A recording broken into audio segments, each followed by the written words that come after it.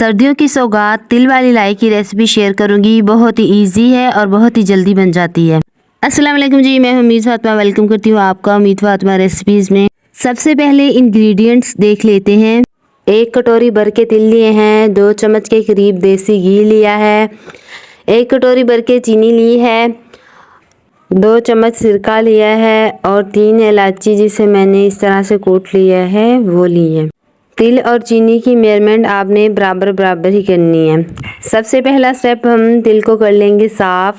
तिलों में बहुत सारी डस्ट होती है और कचरा वगैरह होता है। कचरे को तो हम हाथ से निकाल लेंगे, लेकिन डस्ट जो है उसे रुमाल या कोई भी कपड़ा ले लें, उसमें इसे लपेट के साफ़ कर लें, या फिर आप तिलों को धो के धूप में सुखा भी सकते हैं।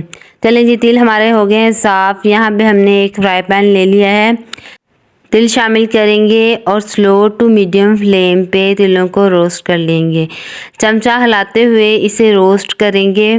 दोस्तों, अगर आप लोग मेरे चैनल पे नए हैं तो मेरे चैनल को सब्सक्राइब करना ना भूलिएगा और वीडियो को लाइक ज़रूर कीजिएगा और बेल आइकन को दबा दीजिएगा ताकि मेरे आने वाली हर रेसिपी की अपडेट आप तक सबसे पहले पहुँच जाए। 2 मिनट तक स्लो टू मीडियम फ्लेम पे चमचा हिलाते हुए मैंने तिलों को रोस्ट कर लिया है। अब मैं इसे निकाल के साइड पे कर लूँगी। अब उसी फ्राई पैन में 1 कटोरी चीनी जो हमने पहले मेजरमेंट करके रखी थी शामिल कर देंगे और 1/4 कटोरी पानी का इसमें शामिल करेंगे।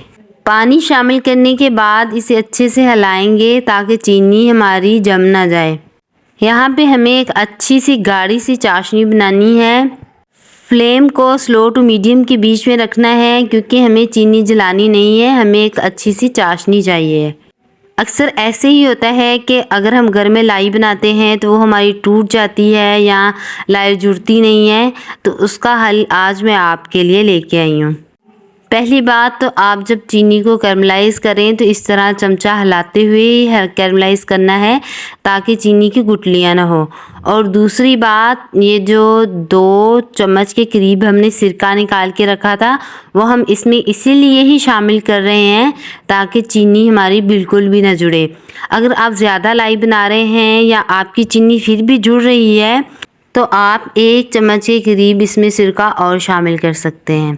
अब फ्लेवर के लिए यहाँ पे हम इलायची शामिल करेंगे, अच्छे से मिक्स करेंगे। आप अगर चाहें तो इलायची के सिर्फ दाने कूट के भी शामिल कर सकते हैं। मैंने यहाँ पे फुल इलायची शामिल की हुई है। ऐसे ही स्लो टू मीडियम फ्लेम पे इसे तकरीबन 5 मिनट लगते हैं हमारी चीनी को अच्छे से कैरमलाइज होने के लिए। हम इसे एक तार जैसी जिसे कहते हैं ना चाशनी, वो बनाएंगे। 5 मिनट तक मसलसल इसे चमचा हिलाते हुए मैंने चाशनी को बना लिया है। अब मैं इसमें तिल शामिल करूँगी।